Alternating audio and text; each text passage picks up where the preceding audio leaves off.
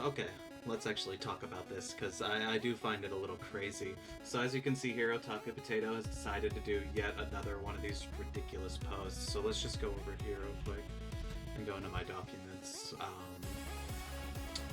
for just a quick second, because this is just one of the funniest things I've ever seen.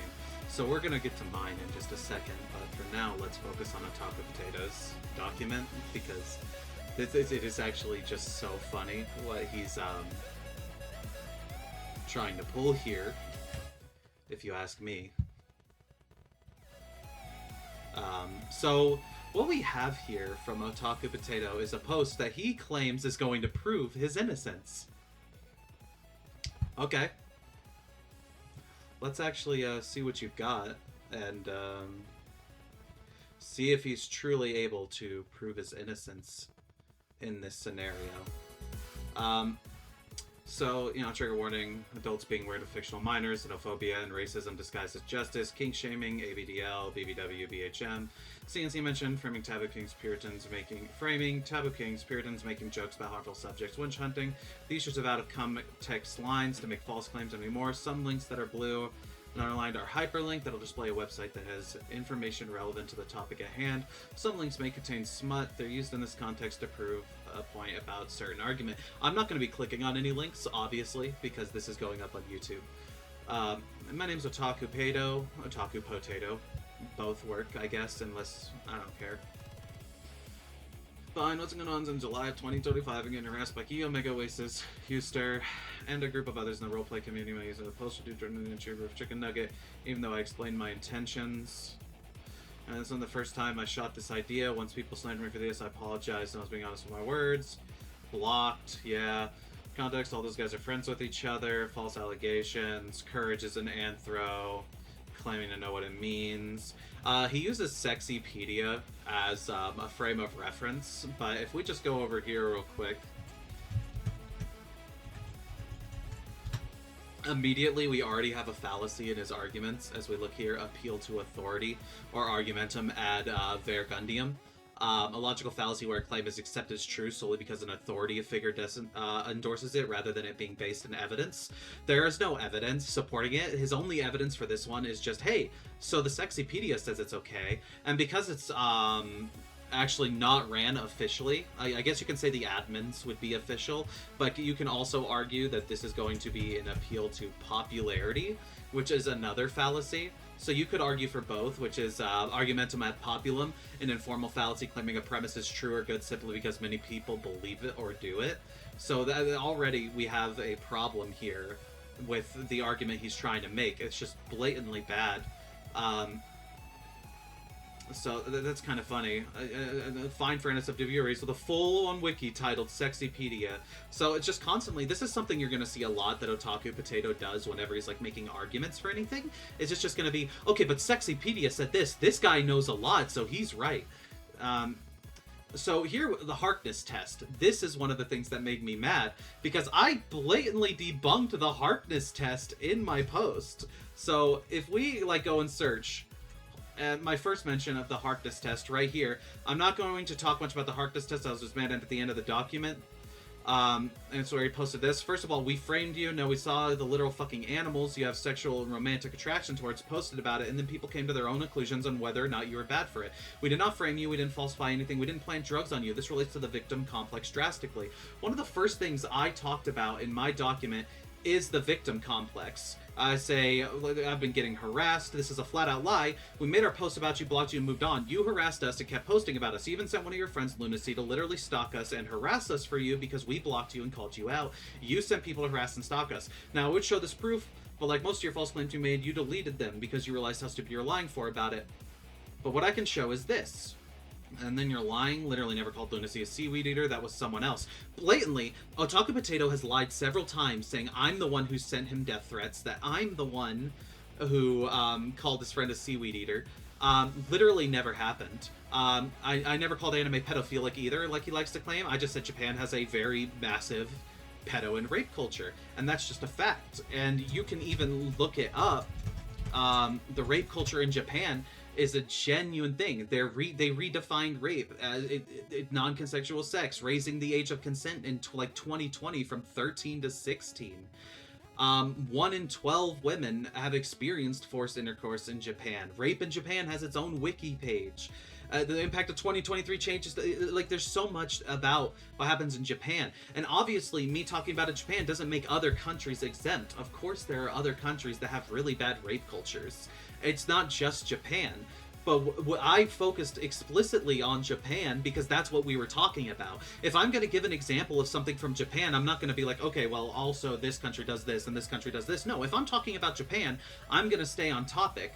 And this is also, of course, going to relate to another pretty massive flaw in his argument, which is another fallacy that we're going to go into, which is basically called the red herring fallacy. And I'll pull that up for you real quick so we can discuss that. So here's the red herring fallacy. Involved the introduction of irrelevant information to distract from the original argument. If we're initially talking about Japan, why the hell am I going to start talking about the United States? That's a red herring. It's irrelevant to talk about the United States in a discussion about Japan's rape culture.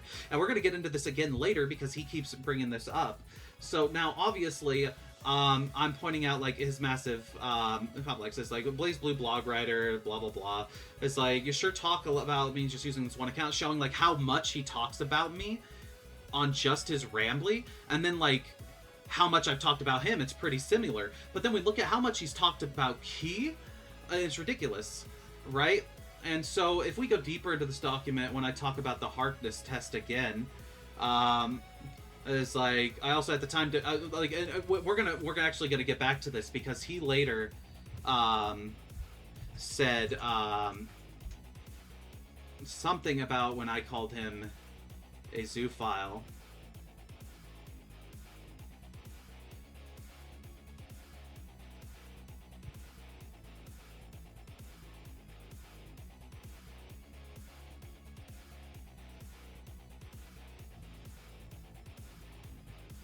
If we can find it real quick. Joke.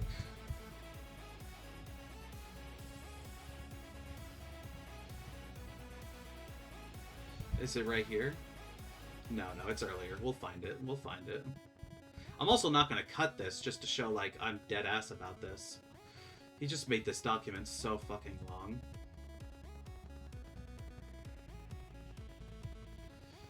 For, like, no fucking reason.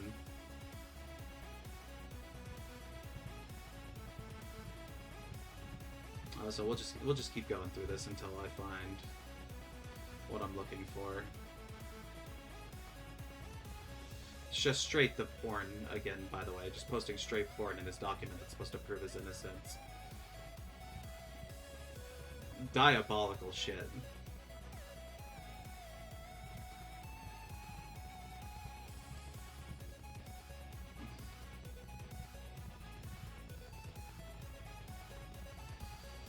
Let's see.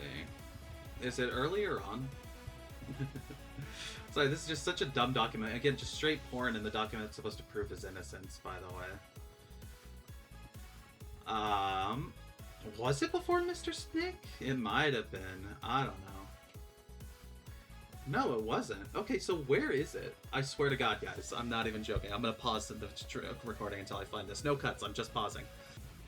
Okay, I actually did find it. It's on page 70. I'm going to make a final position here. I call Otaku a zoophile purely out of finding it funny. I'm simply uncomfortable with the idea of any human X cheeseburger. File technicality, yes, they are anthros, but there are layers and lines to it, and obviously some are uncomfortable. If we go back to this, as like such a death threat, whatever, and I talk about this, taking a quick moment about this as well. Yes, I said I debunked this already, and he's still using it. I said this, however, this was simply because I was friends with the Ragathamun, and he talks about the Ragathamun in this video as well. I was like, and I didn't want to upset her because she agreed with you. As part of me helping her, I decided to concede on the anthros. I also at the time did not have a debunk for the Harkness test like I do now, so I had no choice but to concede. I still find it funny though. Fuck you. So we're gonna go, and we're gonna go to when I debunked the Harkness test, real here. The Harkness test is frequently used in online discourse as an ethical framework for evaluating fictional sexual relationships, particularly those involving non-human or fantastical beings. The test proposes that such relationships are morally acceptable if all parties are intelligent, capable of consent, and considered adults for their species. By reducing consent to a checklist and ignoring power imbalance, grooming, and developmental psychology in real-world consent models, the test fails to provide a meaningful moral analysis. Rather than functioning on an ethical framework, the Harkness test operates as a rhetorical shield that dismisses legitimate concerns about exploitation and normalization of harmful dynamics in fiction. The central flaw of the Harkness test lies in its treatment of consent as a procedural checkbox rather than a contextual process. In ethical philosophy, psychology, and law, consent is understood as valid only when it is freely given, informed, and uncoerced. Importantly, coercion does not require explicit force. It can arise from disparities in power, authority, dependency, or vulnerability.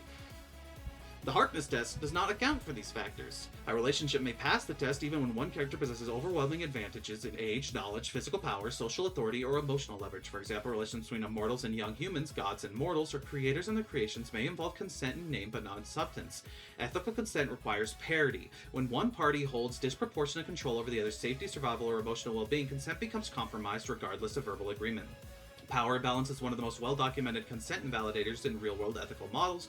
Relationships involving teachers and students, therapists and clients, or guardians and dependents are often prohibited or heavily regulated precisely because consent cannot be disentangled from authority. The Harkness test fails to address power asymmetry altogether. It assumes that intelligence and adulthood alone grant full agency, ignoring how power structures shape choice. In fiction, this allows relationships to be framed as consensual, even when one character functions as a protector, ruler, savior, or sole source of stability for the other. When refusal carries emotional, social, or existential consequences, consent becomes conditional rather than free. The Harkness test lacks the tools to evaluate this distinction. One of the most commonly defended elements of the Harkness test is the criterion that a character must be considered an adult for their species. While this appears inclusive of non-human biology, it ultimately collapses under ethical scrutiny due to its reliance on sexual maturity as a proxy for adulthood. In human societies, adulthood is not defined solely by sexual maturity. Although biological puberty typically begins in early adolescence, modern ethical, legal, and psychological frameworks recognize that cognitive development, emotional regulation, and identity formation continue well into the mid-20s. As a result, human adulthood is socially defined by age thresholds that deliberately extend beyond sexual maturity to protect minors from exploitation. There are minors who can be at the age of sexual maturity by the time they're like 9 years old. By the Harkness test standards, because they've reached sexual maturity, it would be legal, and that's just completely wrong.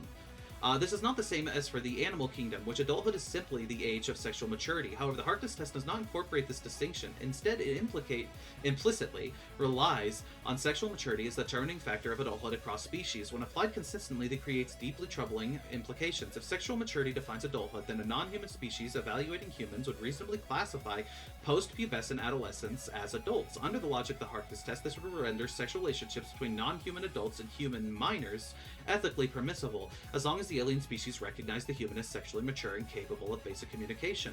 The outcome exposes a critical flaw. The test prioritizes biological capability over ethical responsibility. Orson Scott Card's Speaker of the Dead provides a particularly illuminating case study through its depiction of the Pecanos, a species characterized by extremely sexual and biological dimorphism.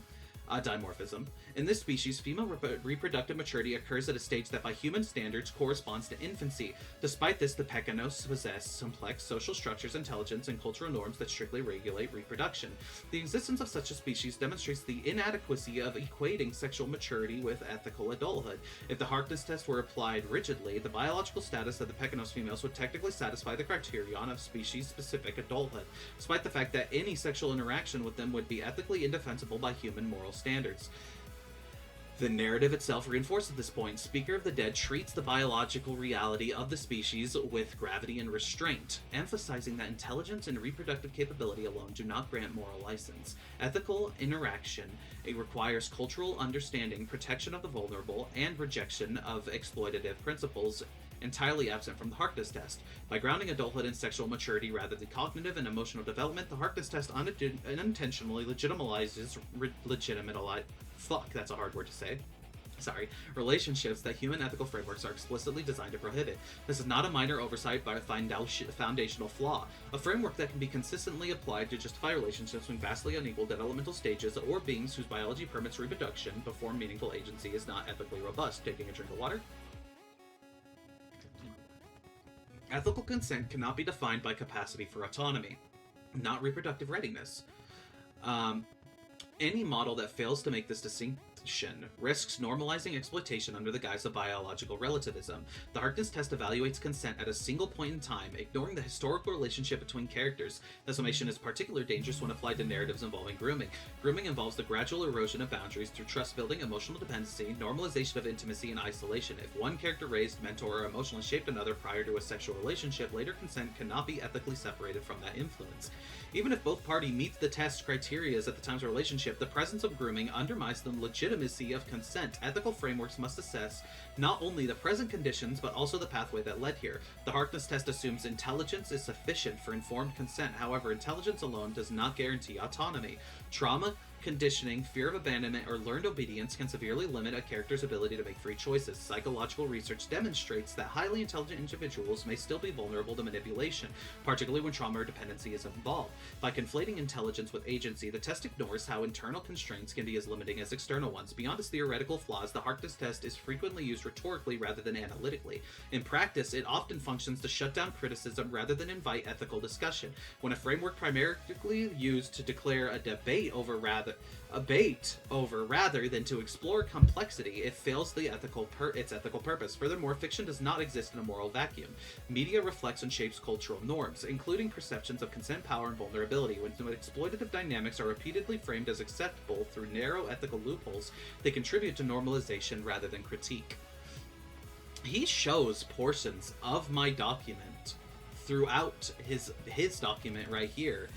And so it tells me he read it. So he's just blatantly trying to ignore my valid criticisms. He then goes on to argue that this version of Courage is an anthro as well as Antares' regular version. Which, stop bringing Antares into this. You are a piece of shit for doing that.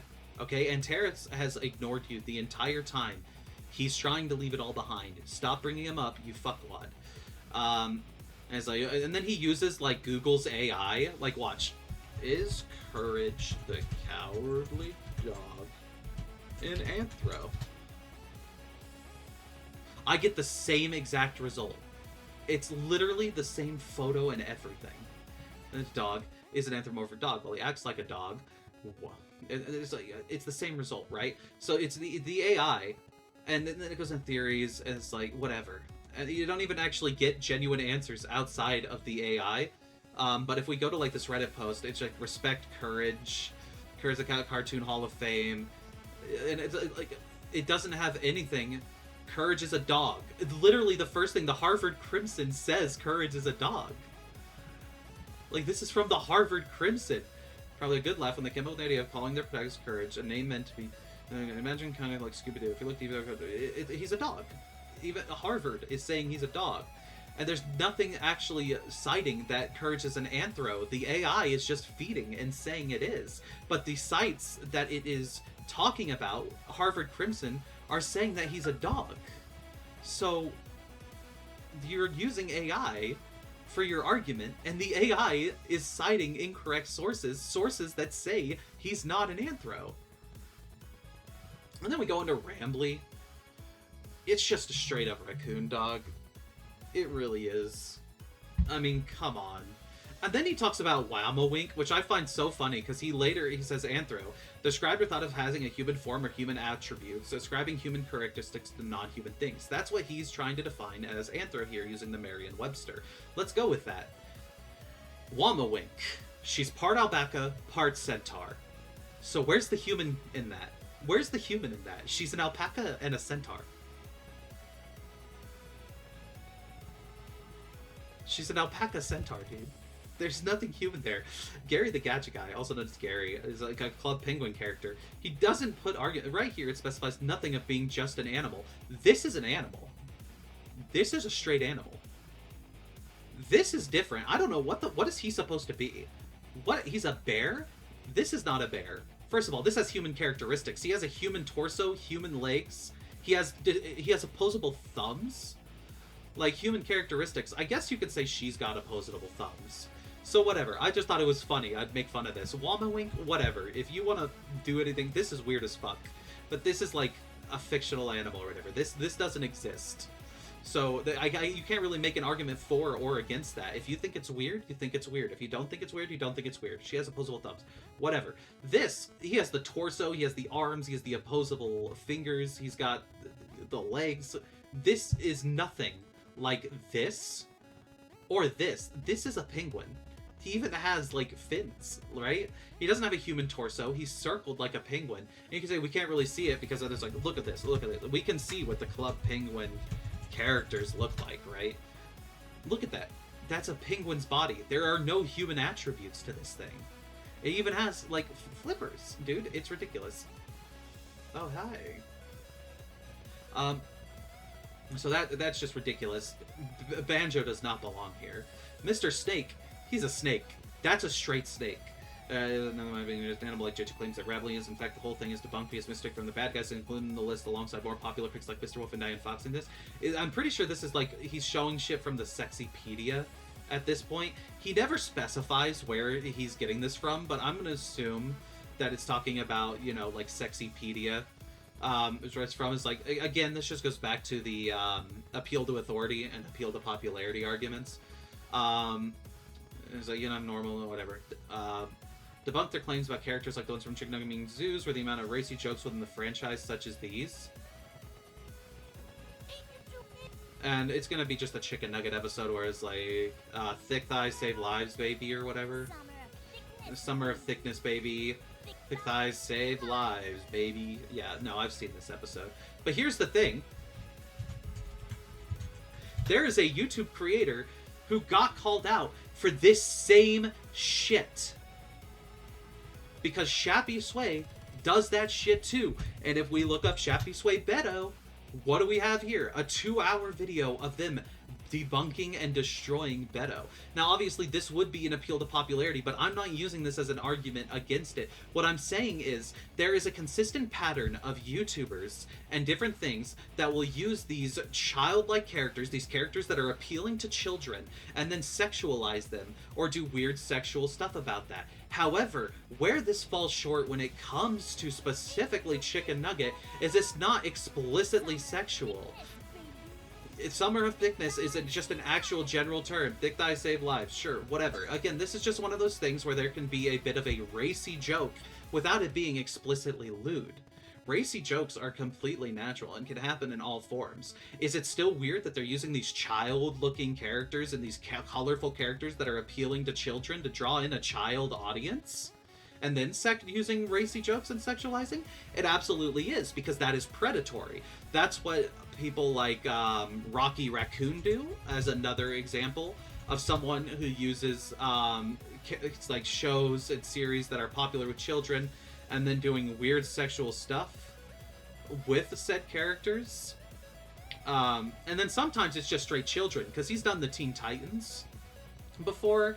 Like, and that's the kind of person he is, right? You look at his videos, and Rocky just does, like, all this weird shit of sexualizing things that are popular with kids. You got fucking Tauntaun Takur. I guarantee you, I'm gonna see some weird shit.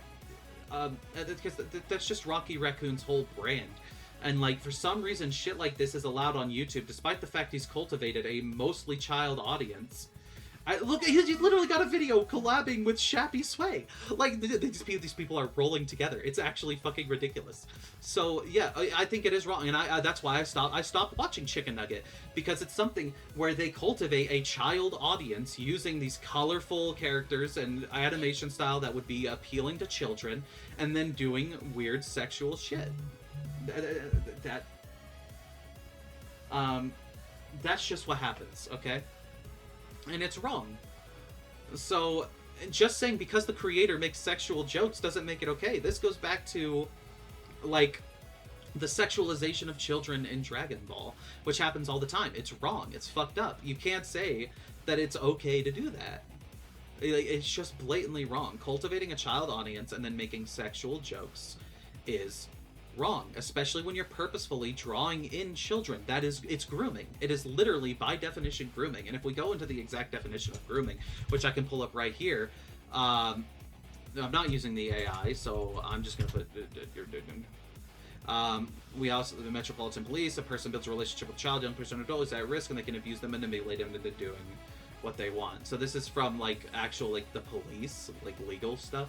So it's grooming. It's grooming a child audience. The park creator made a video where he said that he knew what he was doing with Rambly. There's even a Blue Sky thread that debunks all these claims. Not only that, there are also artists who design anthros like this, use them in smut, and haven't been called out for this. Appeal to popularity, appeal to authority, over and over again.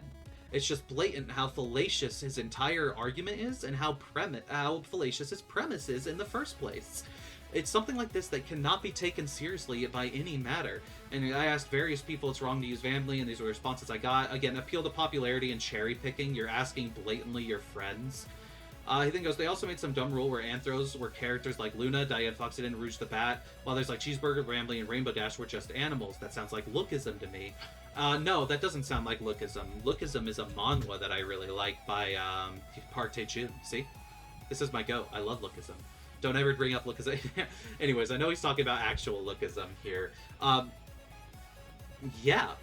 If it's like the horse from Spirit, right? Spirit, the horse, right? If we go like here, there are people who are sexually attracted to this horse. That's just a horse, right? They just look like animals. So if you are sexually attracted to a fictional drawing of an animal, you are sexually attracted to animals, and that's weird as fuck. Does that count since zoophilia at all? And they're just trying to hide it so they won't get called out for it. It's like this. It's like Simba, the dogs from Lady and Tramp, Rainbow Dash, and Cheeseburger. These are all blatantly animal-looking characters, and I dare anyone to tell me these aren't animal characters. Anyone who tries to is just stupid. Like, these are animals. They're straight animals. And if you're attracted to a lion that looks like a lion, that should, like, if you're attracted to these dogs, you're attracted to dogs. If you're attracted to this, it's a fucking pony, dude. There are no human characteristics in any of this that would label it to be okay to be attracted to. What makes anthros, you're allowed to be attracted to anthros, is because they have human characteristics that make them distinct from the animal forms. Because if you're straight up attracted to the animal, you just want to fuck the animal. I don't want to fuck a lion. I don't want to fuck dogs. I don't want to fuck a cat. I don't want to fuck a pony. And they look like these things, so I don't want to fuck them. It doesn't matter fictional or not. It's like we go into like talking about anthros and you showing examples of anthros, Luna, Lola Bunny, Rouge, just showing these over and over again. And it's like, allow me to portray anthro characters for the audience. Haida, he's a hyena. This is also me, by the way. It's like he stands on straight on a human body and wears human clothes. It's like he made up a whole ass lie about how this would translate to me doing it with a real life cat, which is the whole part about Agresco characters being more acceptable than characters from series like Chicken Nugget shattered when you compare two characters from the series, Sarsaparilla and Retsuko's mom. Do a side by comparison and tell me why one's more acceptable to the other apart from one has clothes. Let me show you. First of all, paws, no feet. She has straight paws all around. There are zero human characteristics to Sarsaparilla. Now let's look at Retsuko's mom.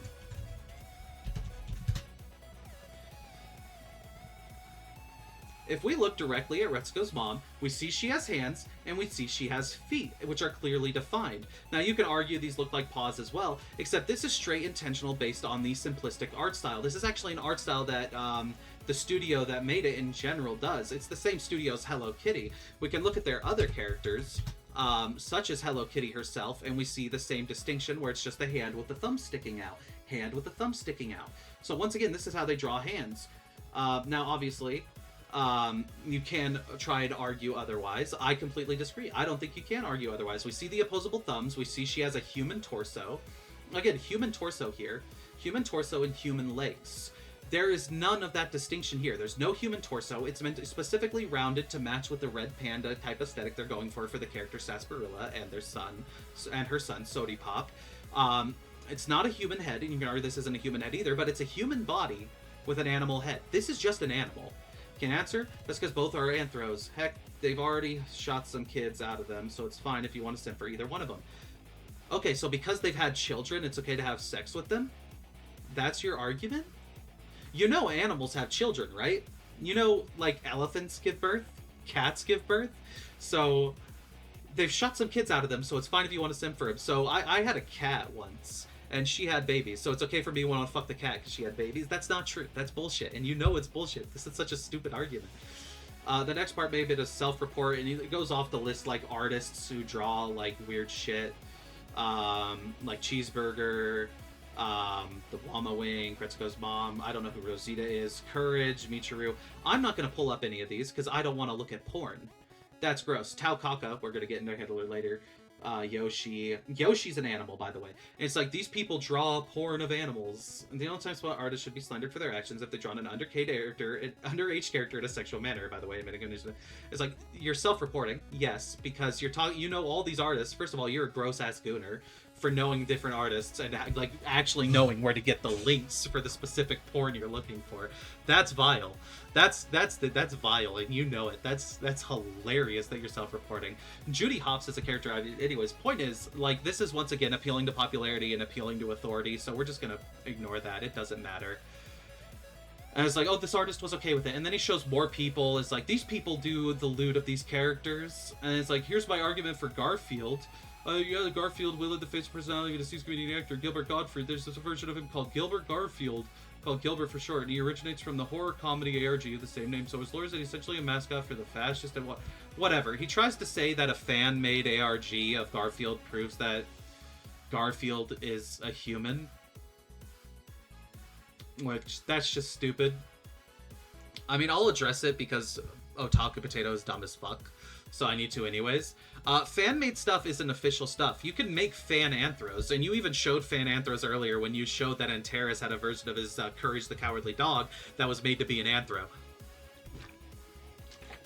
How celebrities can do obscene, they're backing you up. Yeah, and it's just like, if you guys want a character that better suits the whole feral aspect, Rush from the Mega Man series, and this is one who can talk and is aware of his surroundings from about the game Rush. So it's okay to not want to fuck Rush from the games.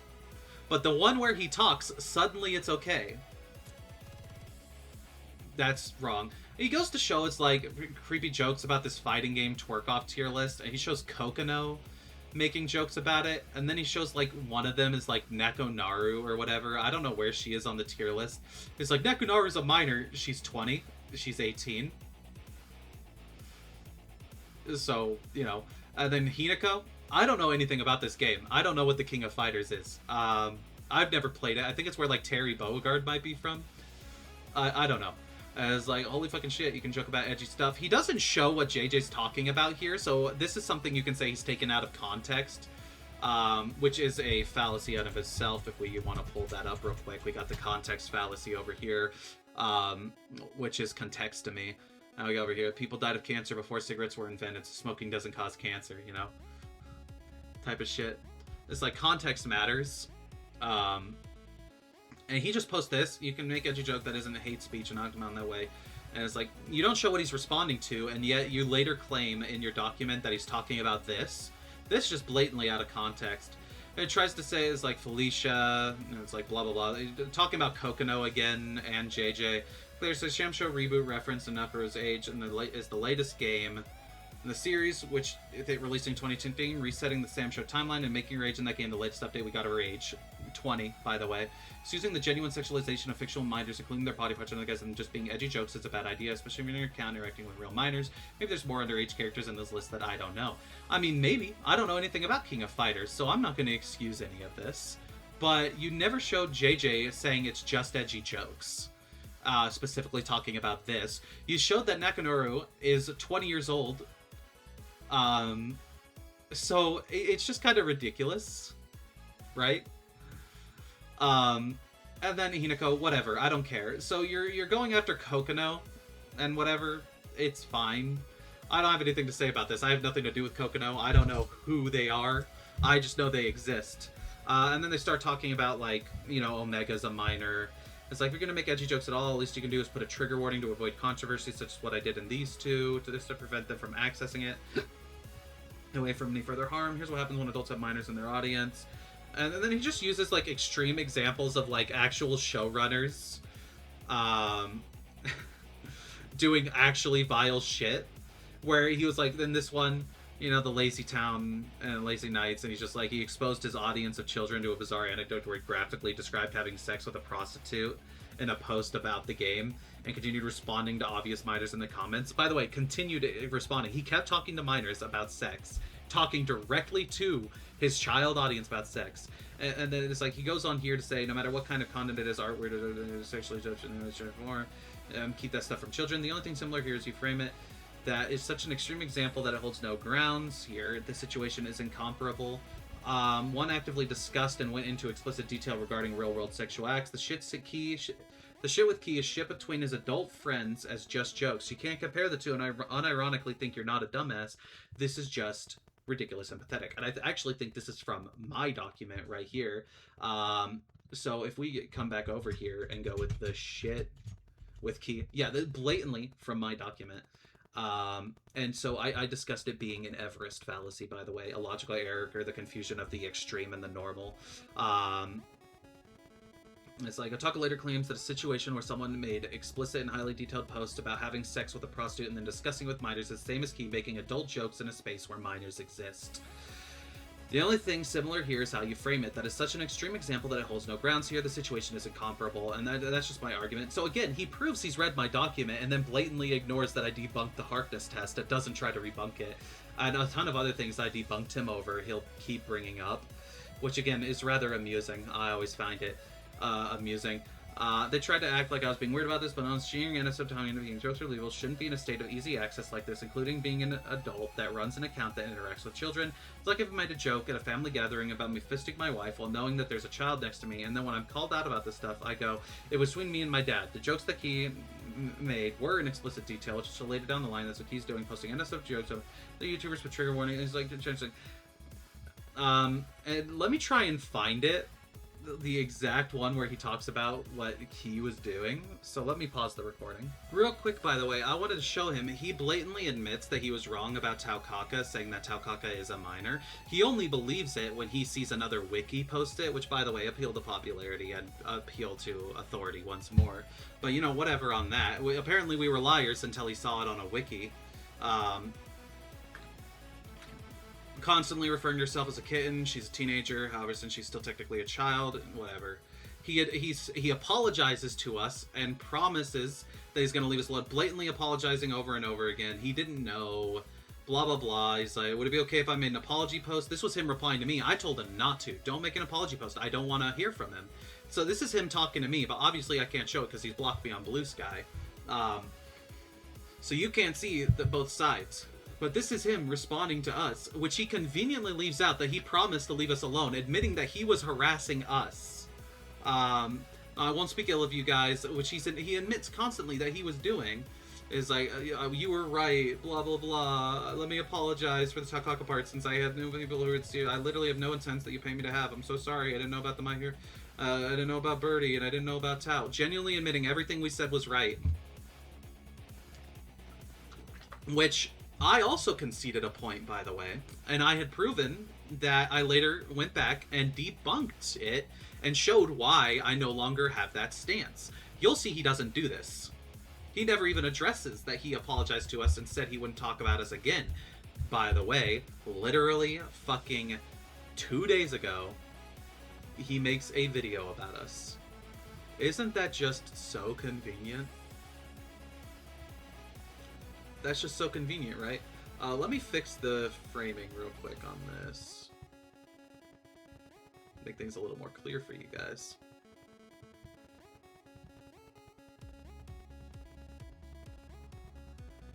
I'm a professional YouTuber / streamer, by the way. Anyways, where was I? Oh, right. I was trying to find something. I'll get back to finding that, but I just thought I'd show that real quick. So this is the explicit detail he's talking about. Me when I slurp the inside of Tony's penis out like a lobster. That's explicit detail. That's him going into explicit detail. He's talking about how he's gonna slurp, like making a joke. Okay? And? That's not explicit detail, and it's also not a continued conversation where he's talking directly with minors, which is why it falls into the Everest fallacy. The reason that this does not function as an argument is because, one, he posts that on More Than a Monster, which, yes, it's his Sora account. It is, yeah. Destiny's Light, whatever. Here's the thing. This is Key talking to his fiance and his adult friends and making just a little bit of a mildly inappropriate joke. That's it. That's all this is. Mildly inappropriate. It has some explicit language, but it's not explicit detail. Explicit detail is completely different. If we go into explicit details, information, instructions, or descriptions that are stated directly, clearly, and precisely, leaving no room for ambiguity, interpretation, or guesswork. They are openly expressed, often providing specific, literal, or factual data to ensure a message is fully understood without needing to infer meaning. So, what's factual about this? I'm sorry. What's like, this is ambiguous, mind you. So this isn't specific either. Like a lobster provides no specifications. In fact, that leaves it even further up to interpretation because people eat lobster differently. So anyone can see it as something different or factual data. Where's the facts in this? So that, again, blatantly ridiculous. They tried to accuse me of being a PDF simply because I simply reposted baby fur art out of wanting to help out my friend, despite the fact she made one of the tags in the post specified that nothing about it was sexual via safe for work baby fur. She's even against PDF files of any kind, as seen in one of the servers I'm in with her. Now, I'm not into ABDL at all, since it's not my thing, but I'll be damned if they're going to call my friend someone harmful. And it's like shows us talking about why this is gross and weird as fuck. And then shows her fan, no homophobia, transphobia, be nice to each other, no hard king, slowly Shoto, condemning pedophiles. Hey, guess what, dumbass? Donald Trump also condemned pedophiles, and he is still one. Epstein also condemned pedophiles. Guess who Epstein is, by the way? Jeffrey Dahmer condemned pedophiles. He said he hated them. Pedophiles say they hate pedophiles. That's just how it fucking works, dude. Why are you so stupid?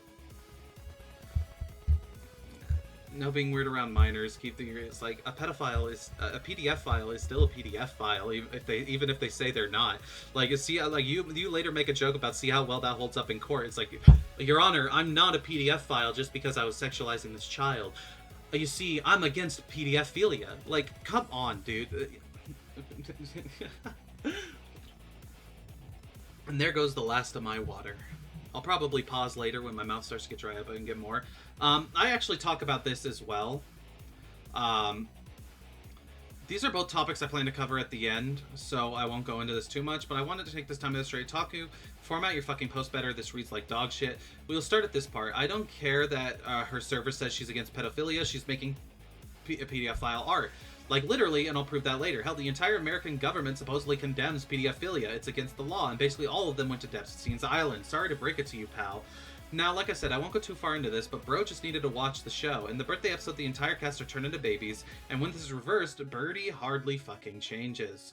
We can also go to the actual commercials where Birdie doesn't know how to fly. When birds learn how to learn this at 2 weeks old, Birdie is presented as a minor. And yeah, so it's a commercial of McDonald's that shows Birdie doesn't know how to fly. And she first learns to... She'll never learn how to fly. She doesn't know how to fly.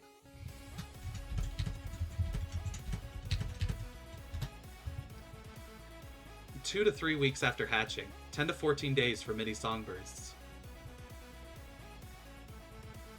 She's a child, both in the animated show and out of it. And he actually talks about the Birdie stuff later, so I'm just going to skip over that because that's already disproven, the fact that Birdie is presented as a child, like a baby bird, consistently. She even, like, if you look at Birdie, right, real quick, if we go to Birdie for McDonald's, we don't know exactly what she's supposed to be, but we can assume she's probably a chicken. The early bird, whatever. We can presume she's a chicken, right?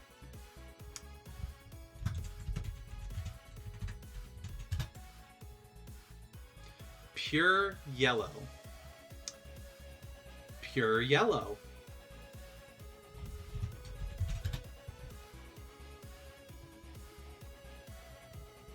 These aren't pure yellow. So she has the colors of a baby chicken. She's presented as a baby chicken because she can't fly. Well, chickens in general can't fly, but do you get my point here? It's like, it's ridiculous. She is presented as a child, and you trying to sexualize that is fucked up, and you should know it. Anyways.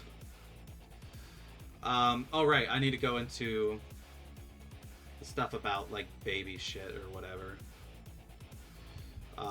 That's about at the bottom. Is that the first thing I talk about? Baby first, infantilism, CNC.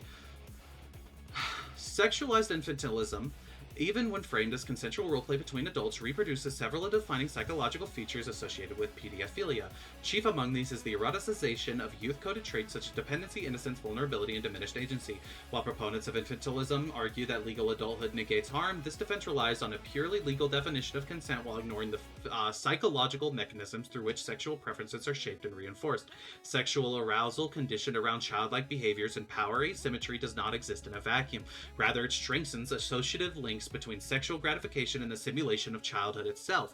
From an ethical standpoint, this conditioning is deeply concerning, as it normalizes desire that is structurally aligned with the exploitation of minors, even if no minors are directly involved. I could go deeper into this, but we're just straight up not going to. Again, ignored everything I did to debunk this, but you get the essential point, right? If you are sexualizing childlike behaviors, it may be legally okay, but ethically and psychologically it is not. I don't care if you're using it for a coping mechanism. It is still wrong. Because it takes away agency and consent. It's also why I'm strictly against consensual, non-consensual, CNC, which I also talk about this. Sexual dynamics are frequently defended as a paradox resolved through prior agreement. Participants claim that because consent is granted in advance, the simulation of coercion or violation becomes ethically permissible. However, this defense relies on a fundamentally unstable understanding of consent, one that treats it as a static, transferable object rather than an ongoing situation process. Consent is meaningful precisely because it is revocable, context-sensitive, and responsive to present conditions. CNC attempts to bypass this by retroactively legitimizing the suspension of autonomy, thereby hollowing consent of its core ethical function. Blatantly ignores that debunk just so he can continue that weird shit and defend that weird shit. It is weird shit. CNC cannot exist. The very existence of consensual, non-consensual is just straight up non-consensual. And so we're just going to skip over that. He just shows a bunch of shit of people defending the infantilism. And then this is when he starts talking about Birdie. I've already disproven that. And then he starts talking about this and suffering pretty much having no harmful intent during this. Oh, they claim we were for all interacting with accounts that were related to Homestuck and My Hero Academia children, despite the fact that I mentioned before that I've never actually engaged with these source materials aside from a small glimpse into the series with 2 episodes or crossovers in other media. Number one is this picture with the giant paragraph. They even said that liking CNC is disgusting when actuality is a form of therapy meant to help victims with their trauma. That's what I've heard from a friend of mine who's into that stuff. In fact, by saying people are into CNC or supporting rape, you're essentially saying the victim who's trying to cope with their trauma is just as bad as their aggressor. Whoa. First of all, that's a straw man. Blatantly, major straw man fallacy. If we look, a straw man fallacy occurs when someone... we're not going to use the AI. Straw man fallacy misrepresents an argument to make it easier to dismiss. That picture's not loading very well, so we'll use this. And given my contributions to this paper, I think that I deserve to share credit with the first author. So fame is more important to you than science, huh? That's sad, as I didn't say that.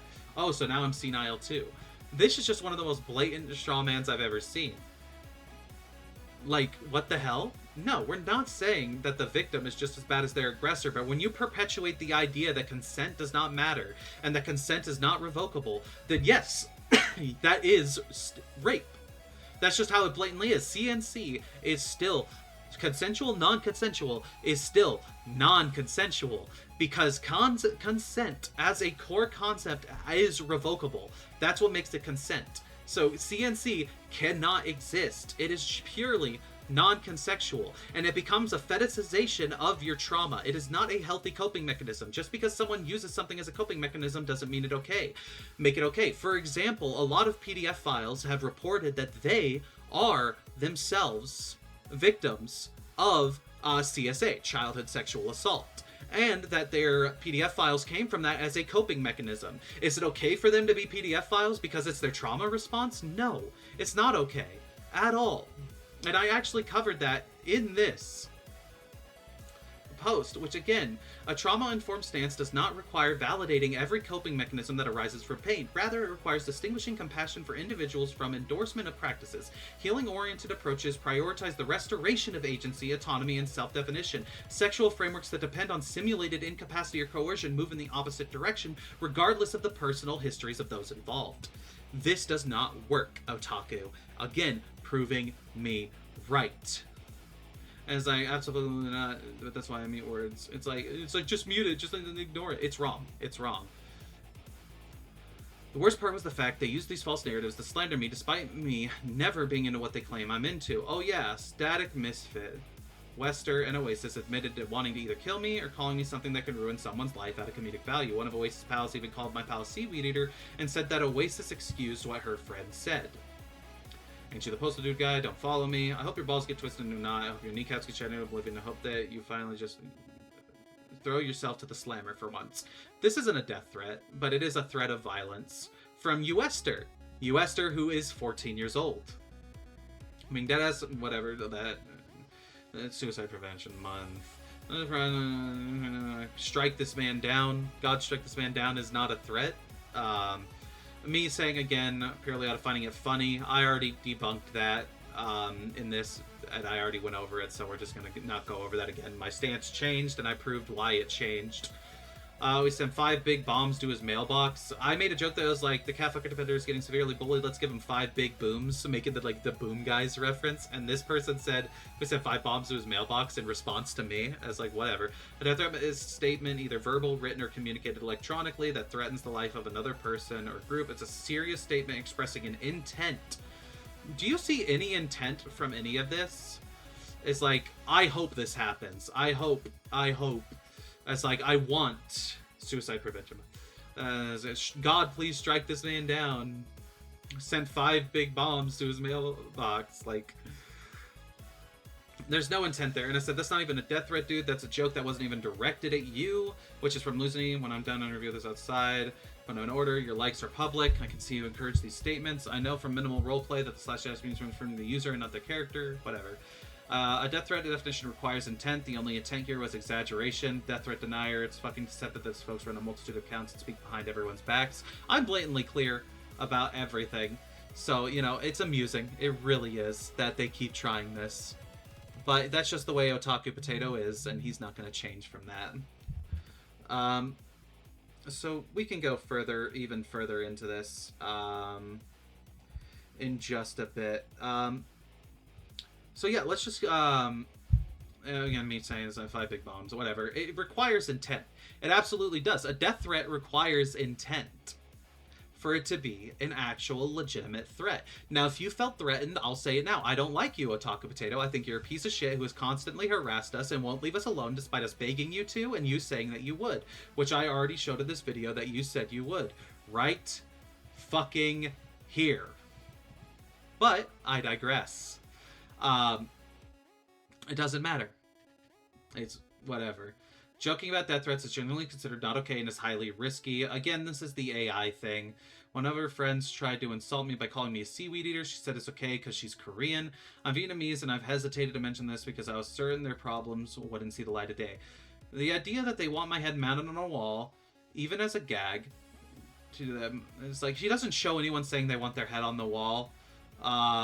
Despite how my friend told one of these accounts that's illegal and they still continued with the death threats is ridiculous. Plus saying stuff like the people who dislike you don't want you to kill. I hope your head is again. I hope is not a death threat. I'm not saying it's a good thing. I'm not going to defend Uester for the things he said. Uester was wrong for the things he said, but these aren't death threats. And you trying to paint it as death threats and us trying to as if we're supporting death threats is ridiculous. I don't support his statements. I blatantly don't support the statements of hoping you get hurt. I don't care about you, Otaku. I don't care if you die. I don't care if you live. I don't care if you trip down a flight of stairs. I don't care if you walk down them calmly and walk into a pot of gold. I don't give a shit. No matter their age, it's not okay to joke about this stuff, especially in the face of drama. Same with Elise calling me a zoophile of humorous intent. I've already disproved that, so we're going to move on. Calling someone something I'm going to ruin them in trouble is not a good thing to do. I haven't always admitted that while being grossed out by my crush cheeseburger. that I ain't an IRL zoophile. That's an excuse how they called me Shane Dawson, Mr. Hands, or Kara the Wolf. Two people who actual animals. Reminder, they're comparing me to a guy who's crushed on a cartoon cat to these kinds of people. Yes. Yes, we are. We absolutely are. And similar video games will turn you into a murderer vibe to it, to quote Edek in his video about how the TMNT series was heavily censored in the UK when initially real world violence. And then when they talk about me, this is what they said. After the threats, he debunks them himself with this screenshot in his document. It's a serious statement expressing an intent. You even included me debunking the death threats in your post. You're such an idiot. You're an idiot. You're such an idiot, dude. Such an idiot. A death threat requires intent. Unless you can prove you, Esther, an actual fucking child, actually planned to find and kill you, these aren't death threats. There's worse used to joke about this kind of stuff in the face of drama, only because in one way you stand. Imagine I go to the movie theater with a backpack and yell out, I have a bomb that'll explode if the movie sucks. I get arrested. My only defense is, but exploding a theater requires real intent, and I didn't have any. Would that hold up? If you have an actual fucking bomb, no. It won't hold up. There's an explicit difference. You're saying you're going to. You didn't show anything of Esther saying he's going to. You just showed that him saying, I hope this happens. That's completely different. You can walk into a movie theater and say, oh, I hope someone blows this up. This movie was so bad. That's not the same thing. This, once again, just goes back to the Everest fallacy and a straw man fallacy. It's just blatantly ridiculous. When I tried to debunk my claims about the seaweed eater part, this is what Oasis said. Which, by the way, I'm Asian as well, idiot. You and your stalker-ass friend are not the authority on what's racist to Asians. Don't speak for me. Let's start with Seaweed Eater because I find this hilarious. Esther called Lunacy a Seaweed Eater, plain and simple. Lunacy had nothing on his page saying he was Asian, and Lunacy goes, this is because I'm Vietnamese, huh? And you ran with it. Guess what? It was just an insult, and it's not even a recognized or well-used insult. So you and Lunacy automatically going to he's insulting Asian people is deeply more racist than what Esther said, because you two assumed it had to refer to Asian people because you view Asian people that way. But dude, okay, and I will admit, this is where I'm going to apologize to Lunacy. Apparently, I have been misgendering them in the past posts. She, her, apparently, are their preferred pronouns, and I will apologize for using them correctly. She had it in her bio at the time, saying that she was Asian. No, she didn't, and you do not provide proof that she did. And while I don't have proof that she didn't, it's just blatantly obvious. Calling someone a seaweed eater, like, watch what happens. I'll look up seaweed eater right now. A seaweed eater are algivores, includes both humans and various marine creatures consume sea vegetables. Seaweed eater, racism. Even using is a racially offensive term regarding seaweed have been used, but it doesn't mention seaweed eater. Highly regarded, blah blah blah. And so you can argue that, and it's like, but there's nothing that seaweed eater was ever actually used as a racial thing. Now, you can argue based on this AI result, MSG, racist, whatever, as like, oh, such derogatory language targets cultural or traditional food practices, while seaweed is a staple in many unresolved racist anti-Asian narratives surrounding MSG panic. Oh, oops.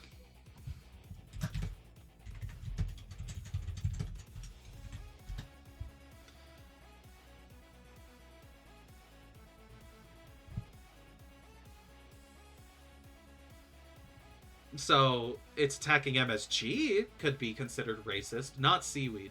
But seaweed does have MSG in it, just like tomatoes or cheese have MSG in it.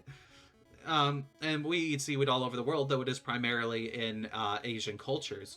But she did not have it in her bio at the time. There are plenty of witnesses to say that it wasn't in her bio at the time. You have no proof otherwise. And you're claiming she did, so this goes into what is called the burden of proof fallacy.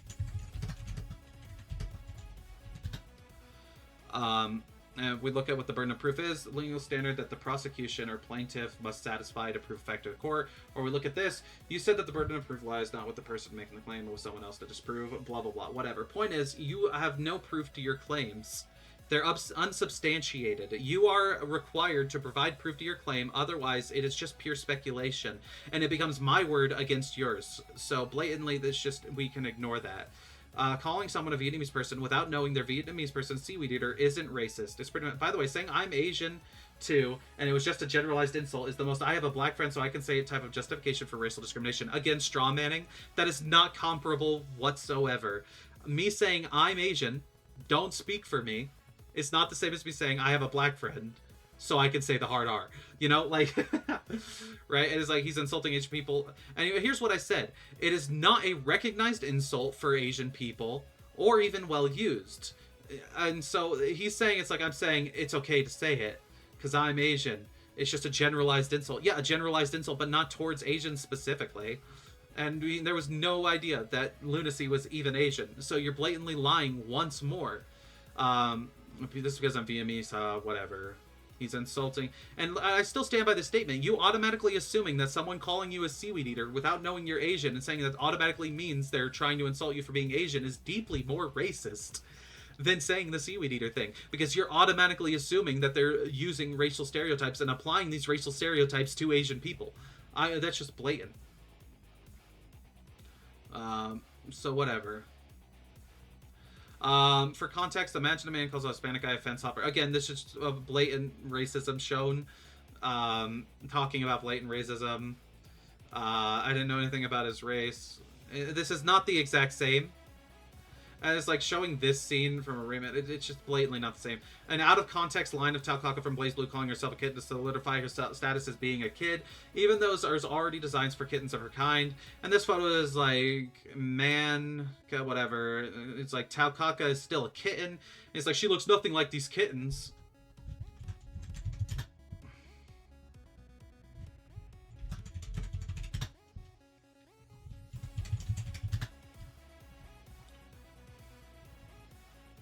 Here's a toddler. Here are preteens. Here are teenagers. These all look exactly the same, right? These are all children. These are all children. But they have to look the same. So these aren't children because they don't look like these. And these aren't children because they don't look like these. I actually don't think these guys are teenagers. I'm not gonna lie.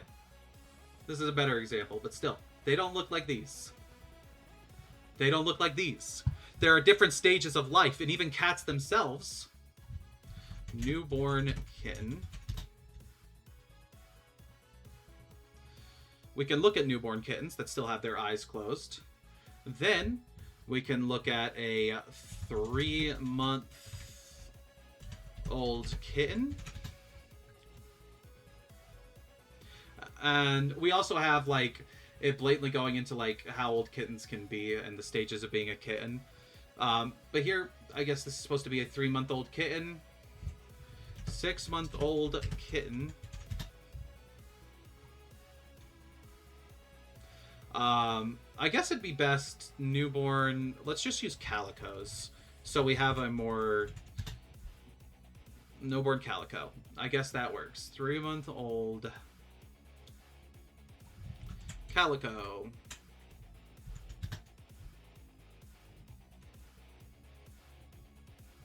I guess this is probably the best option. And then we go 6-month-old Calico. Little Junie B. They all look different. It's almost like in different stages of childhood, you change physically. You can get bigger. But no, this is not a kitten anymore because it doesn't look like this. Now, when does a calico... I guess it'd just be cats in general. Stop being a kitten. About a year.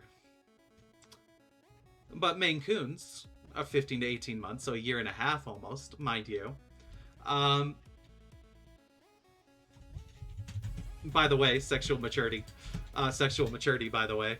6 months, when it's still a kitten, by the way. When it's still a kitten, by the way. Sorry, I just felt like being petty there for a second. Anyways, just thought I'd debunk that real quick. So she can still be considered a kitten, because we don't have her official age. Because Felicia's cut from a similar cloth as Tao, her behavior in some animations matches Tao Kaka.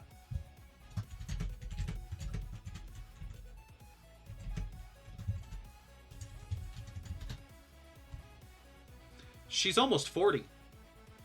And I'm not going to use the Wikipedia real quick. Let's just see. We have her birth year, whatever. So, grown-ass woman comparing it to Taukaka, who has no official age, but calls herself a kitten, is treated like a child, calls herself a child, and and he even admitted that Taukaka is a child himself. I apologize for talking about it since I added people in the series. I'm correct. I literally have no. I'm being serious. I didn't know about this shit.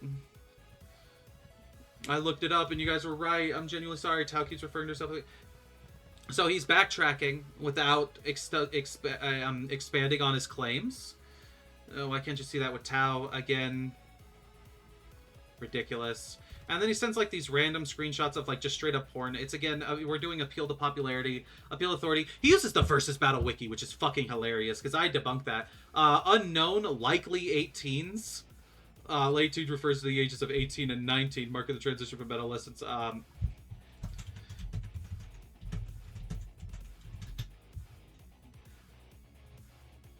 Yeah, you're right. Late adolescence, early adulthood. You can be right about that. However, so you have this 17 to 19, mid-teens, 18, 19, late teens. So we can agree to that, yeah? Again, you argued that we were using something for Birdie that had no source.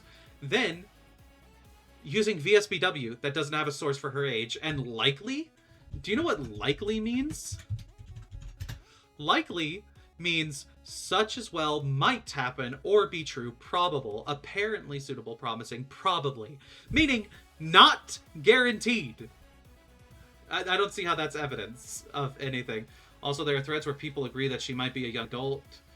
She's even listed in a video for ranking of the strangest but attractive fighting game characters, which would be bad if she was a child. It would be bad, because it is bad. Because guess what? Appeal to popularity, appeal to authority. Well, there's an account which throws everything said about Taka being a kid out the window, and they dislike illegal stuff, which includes underage use of characters, which is just like this person saying, I don't like this. A lewd Ragna follows that. Appeal to popularity. Again, a lewd Ragna follows a lewd Taukaka, and Taukaka might be a child, but a lewd Ragna following a lewd Taukaka means that since Ragna is an adult in the game, that Taukaka has to be... This is nothing official. This is proofless. There is no proof here. None of this proves anything because this isn't proof. Proof has to be imperative. I think I used the wrong word there. No, I did use the right word. Imperative. It cannot be avoided or evaded. Expressive command and treating having power to restrain. Imperative as a noun, a command or order, a rule or guide, obligatory act or duty, a necessity is need. It needs to be imperative evidence. So what is imperative evidence? Now, if we go over and we try and look in imperative as a simple decision, a simple word or phrase, the research imperative, clinical research should be seen as imperative for care providers to print therapeutic. Imperative is essentially, it needs to be 100% factual. This is not 100% factual. It's from fans. This is not canon. So this doesn't prove anything about the character's actual age. They've been accusing Master Roshi of Dragon Ball as a pedophilic icon and the self-insert of mangaka Toriyama, which leads to some sort of xenophobic stance towards various Japanese mangaka. And this is one of my arguments. You consider Taukaka as an adult because there's lewd official art of her? That's not how the fuck that works. She's from Blaze Blue. Blaze Blue is from Japan. Japan is notorious for looting minor characters. So let me be wrong or fast on those. And here's from another one of my accounts, Amber. This is one of my accounts, mind you. Another one of my accounts. That doesn't change that a lot of times Japan sensationalizes pedophiles in its media. Master Roshi, Jiraiya, Boa Hancock, the entire cast of the Seven Deadly Sins, so on and so forth. Does it mean every single anime does this? No, absolutely not, but a shit ton do. I could keep going on until we are at example 100. I could point at Naruto or Dragon Ball or literally just about any fucking anime. That's how Japan is. It's kind of fucked up, but just because they're made out to be racy and lewd doesn't automatically make them adults. And another one of my accounts, however, that doesn't change that a lot of times Japan sexualizes pedophiles, and this is one he already posted. This is bullcrap because when you look into it, Master Roshi's whole character is meant to mock pedophiles. I'll explain it with a comparison of Herbert from Family Guy. Both are characters that are old men with disgusting but comedic perversion to their preferences, with Herbert being attracted to young boys and Master Roshi being attracted to almost any girl no matter their age. Now, these characters have had moments that are used to mock said group. For Herbert, we have moments like this, and this in Star Wars parody clip. Herbert gains a stiffy upon seeing Chris from Master Roshi, such as this, and this. Bulma paid more than enough to Roshi. Gross. That's the one which shows her panties. Oolong turns into Bulma for Master Roshi. Again, gross. DBS Pure Shapeshift. Teen Bulma, in the context of the scene, is that she was trying to haggle a Dragon Ball from Master Roshi and decided to jump scare him by flashing herself at him, not realizing that she went commando. And the second clip showcases how Teen Bulma had Oolong shapeshifting in her in order to avoid Roshi, which causes the martial arts to get a nosebleed. Now, we both specified the examples. Both old men are getting turned on by young teens, but the way they make fun of it is comedic, as Herbert gets slimed by Darth Vader's story after that clip, and Roshi passes out from the nosebleed. However, the third clip shows Roshi getting his head rocked by Hammer from Puar. While yes, you can say both these clips are disgusting, they're ultimately made to be comedic, with the latter being more apparent through its slapstick nature. One is a character showing he's attracted to children. Another is a character sexually assaulting children. I'm sorry? One doesn't show the sexualization and instead implies the sexualization. That's when it becomes a joke. If you have a child and you are having them show you their underwear while they're still wearing it, by the way, and you're like, it's just a joke, guys. No, it's not a joke.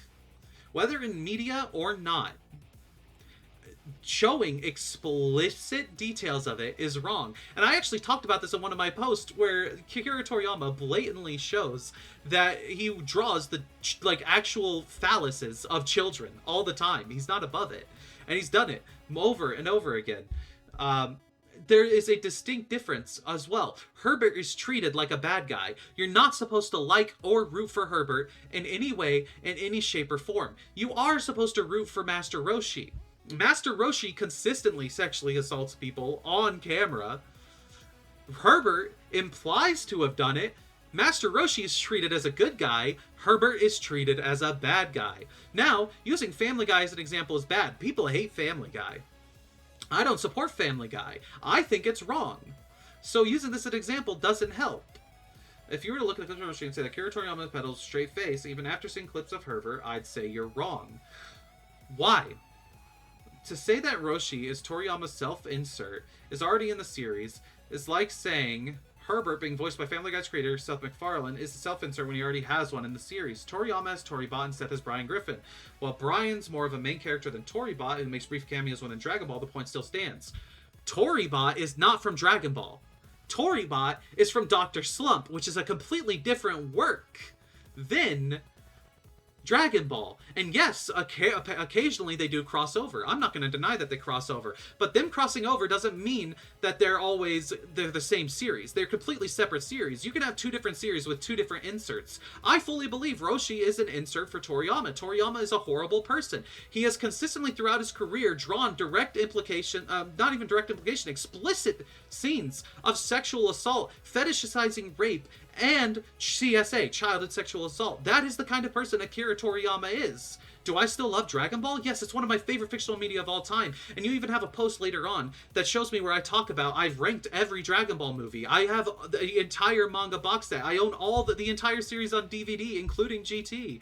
And I own 14 copies of the Daizenshu. It's ridiculous, man. And yeah, Toribot. I sent a clip of South Park episodes where parents are mocked to prove how dumb her arguments were, and she said she understood that it's meant to demonize them.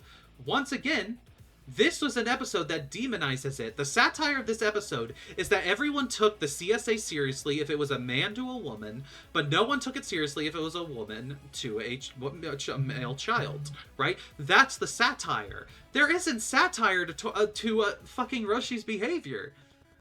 There isn't, the comedic value isn't that, oh, this is bad. Oh, the comedic value isn't, this character is shown to be taken seriously, this one wouldn't be.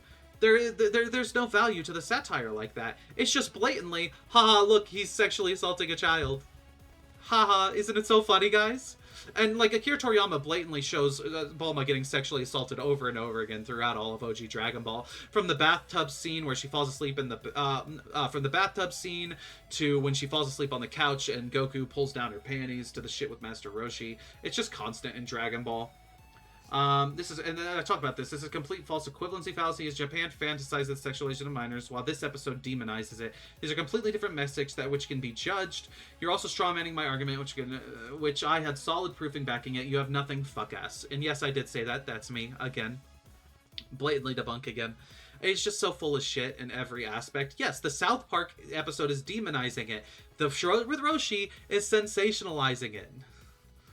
So my question is this. If you're able to see these kinds of jokes within American media and say, hey, these are jokes meant to pedophiles, punch up, not down, then how come when Japanese media does the same thing, the media goes, these guys are supporting pedophilia? I'm just going to blatantly ignore the rest of this. It is not the same whatso-fucking-ever. It is not, and I've already explained why it's not the same. I don't support it if it's in America. I don't support scenes of blatant sexual assault. If it's just fucked up. This guy is just fucked up. And yeah, Scott Pilgrim dated knives. No one actually supports Scott Pilgrim. And you're even showing people say that Scott is bad for it. And Scott does line up with a lot of things about Master Roshi. He never sexually assaults knives, though. He also never sexualizes knives.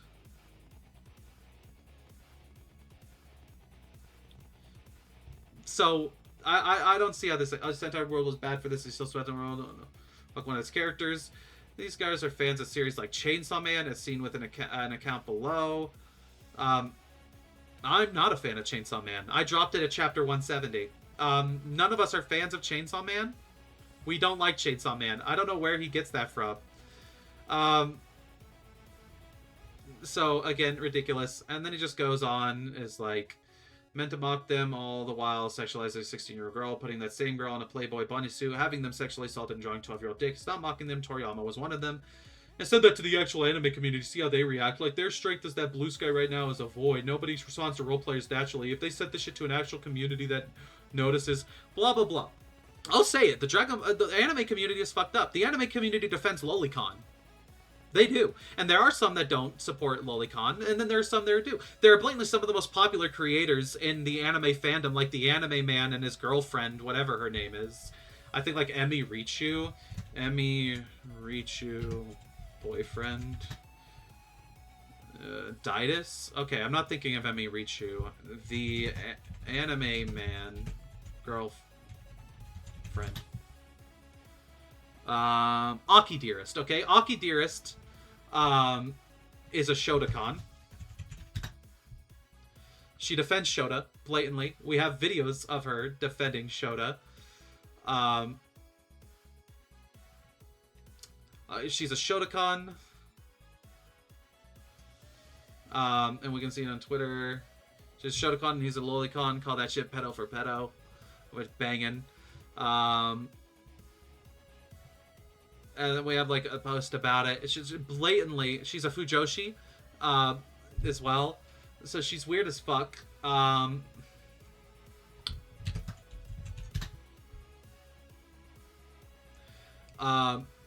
Yeah. So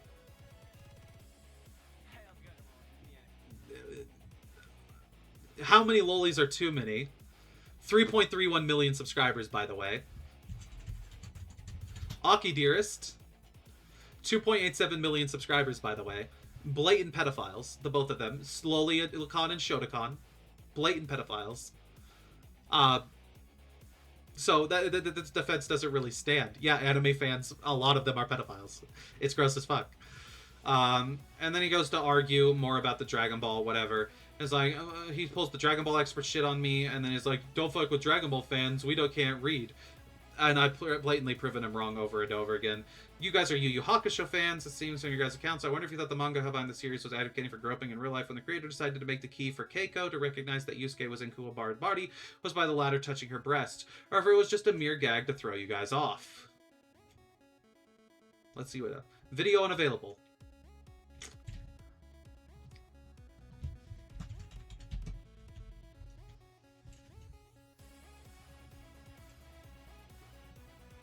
Yeah. These are...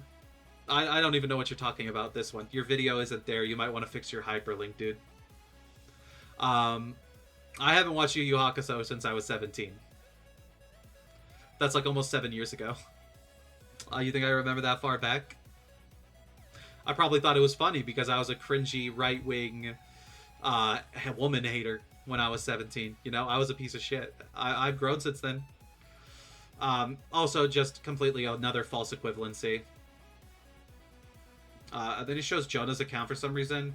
I'm a massive fan of the series, and once again talks about the South Park equivalency, and again, it's wrong.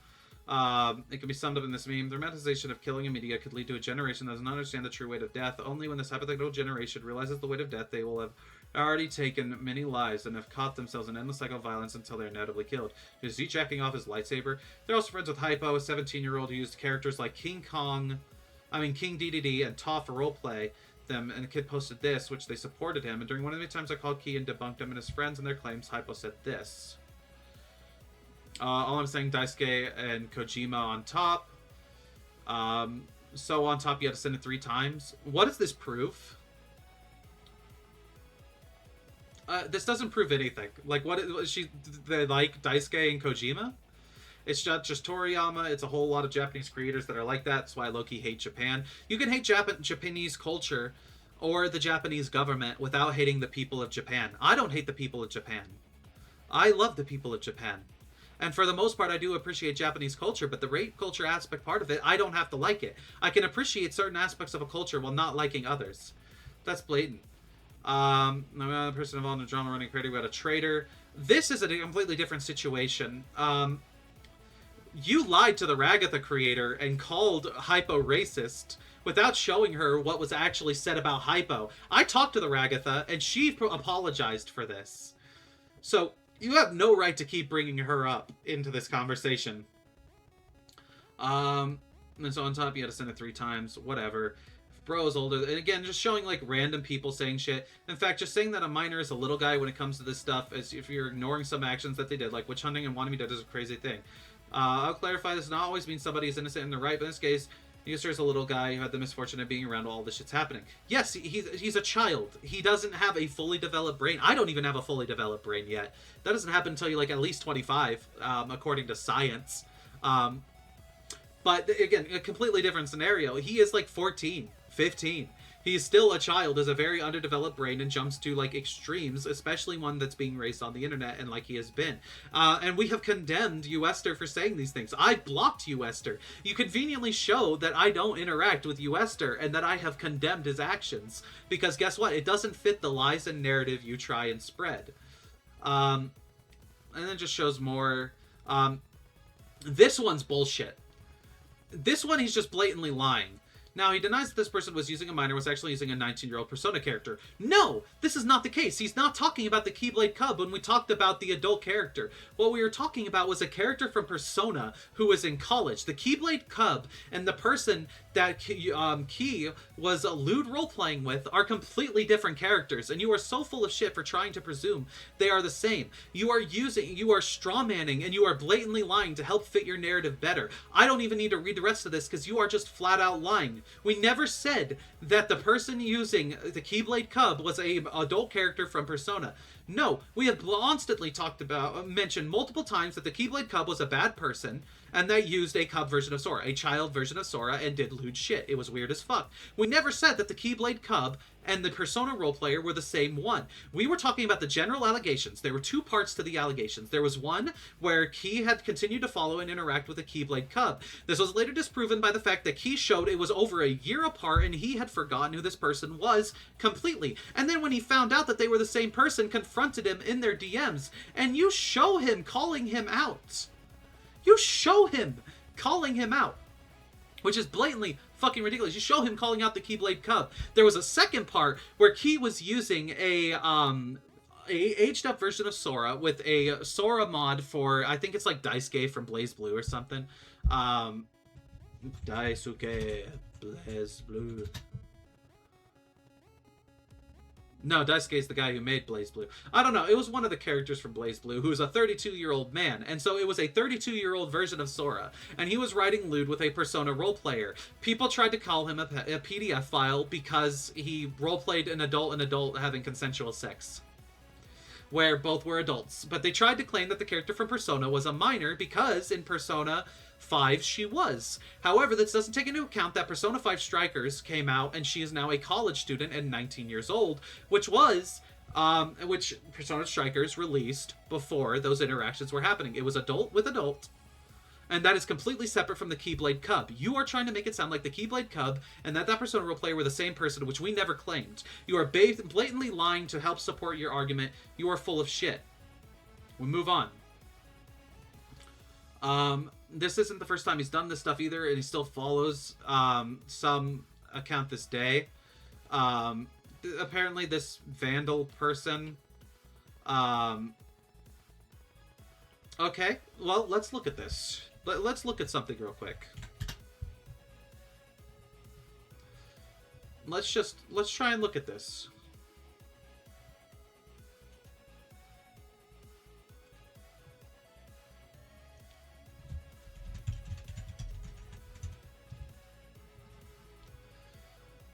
Eight months ago, 9 months ago, 9 months ago, 11 months ago, 11 months ago, over a year ago. Okay. So he's still following them on an account he isn't even on.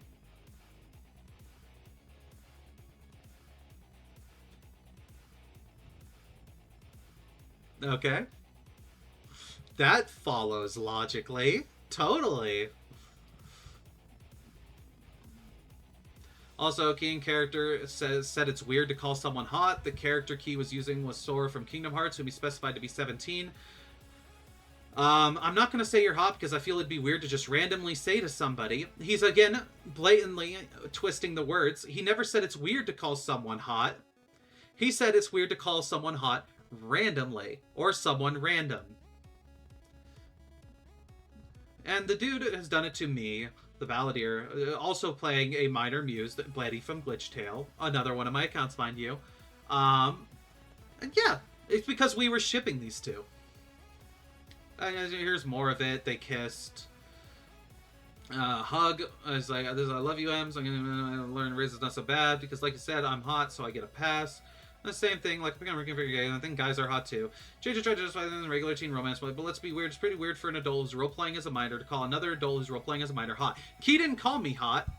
It was two teenagers who we are writing a story about who are attracted to each other.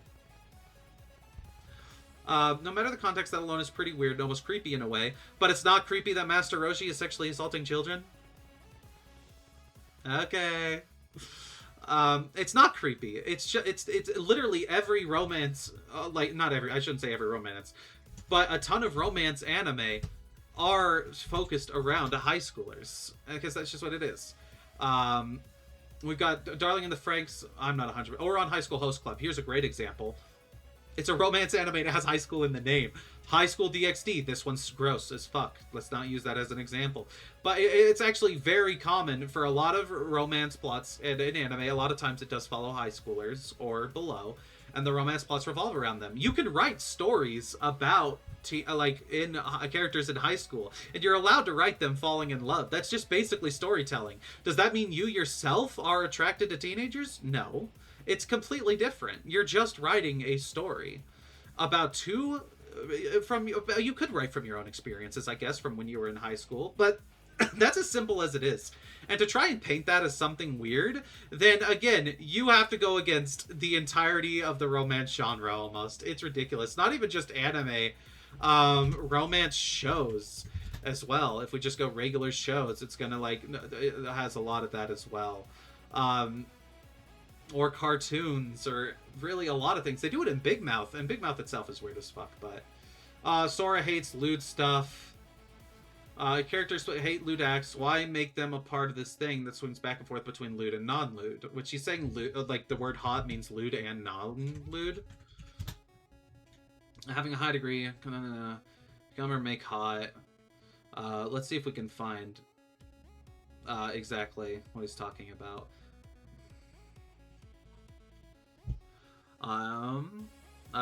Having a degree, feeling or producing uncomfortable sensation of heat, prepared to high voltage, containing its spices or peppers would produce a burning sensation, passionately enthusiastic, eager, excited, in his hot imagination, lustful, amorous, or erotic.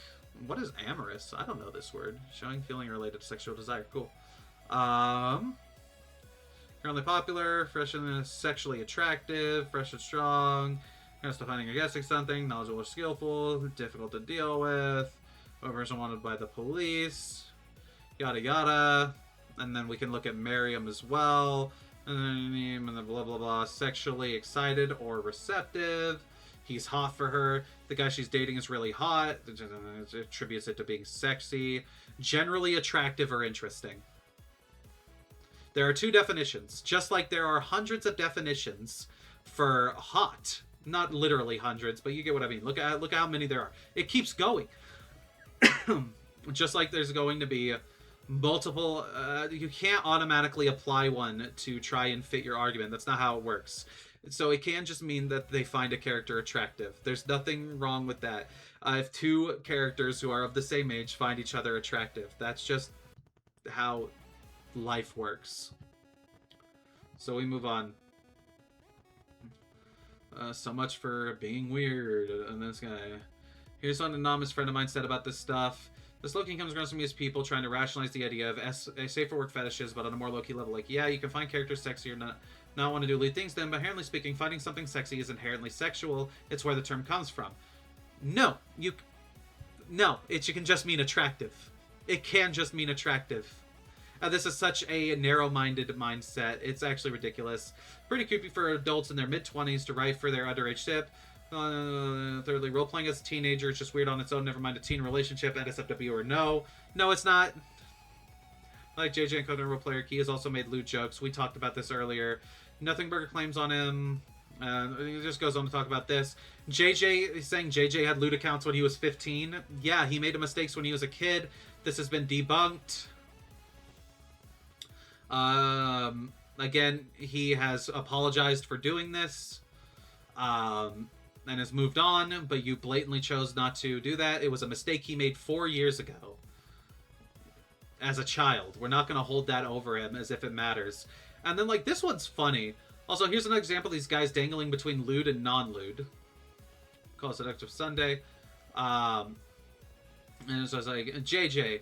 Lewd focus / taboo do not interact will block to curate space. Again, lewd focus / taboo do not. How can I say stuff like, don't interact with me if you have a lewd focused roleplay account, and then make posts about characters' tits. Pick a lane, bro. Not the same thing. A lewd focused roleplay account is a roleplay account that exists solely for the purpose of lewd. I have accounts that I use that are adult characters, and I of course have minor do not interact in the bio because it is an account that has lewd material. For example, I have an account of like Bon from Mime or Dash and blatantly, and I will do Seductive Sunday. Or I have a character we've seen, which is my roleplay account of Fluxion, the Architect of Light Legacy Forsaken we saw earlier. That also is pure lewd, do not interact, minor don't interact, but I still post Seductive Sunday. That's completely different. That's not lewd focused, that's just occasional lewd. Honest reaction to saying this as a means to justify posting graphic NSFW jokes. Blue Sky's 13 plus. By this point, they've had sex education. Seeing jokes like this won't traumatize them. It doesn't need a trigger warning. What is a trigger? Little device, event, or circumstance. Especially something rather than okay. Distress, typically as a result of arousing feelings or memories associated with a particular traumatic experience. So you would do a trigger warning to warn them because it could trigger or traumatize them. If they've had a sex education by this point, then a child who's scrolling on the internet, and it's not my fault if a child sees a lewd post on the internet. Blatantly, not my fault. And again, the joke he made is not lewd. We have minor do not interact in the accounts that we post lewd. My honest reaction is whatever. Why did you say it like it's just a normal sentence? Second of all, ignoring trigger warnings behind this stuff and justifying making lewd jokes open on the same accounts where you interact with minors without said minors. No, about sex and Blue Sky, allowing users to join a horrible defense to make in this case. This generally makes you seem more predatory than anything. In fact, here's what a friend of mine reposted. Jesus Christ. This proves a strong point. Doing anything that involves lewd subjects being openly accessible to minors, whether it's making jokes about lewd topics or following them using a lewd account, is unacceptable. No, if you're an account that explicitly only posts porn and you seek out a child's account to follow them, that is completely different than if you just make a sex joke on the internet.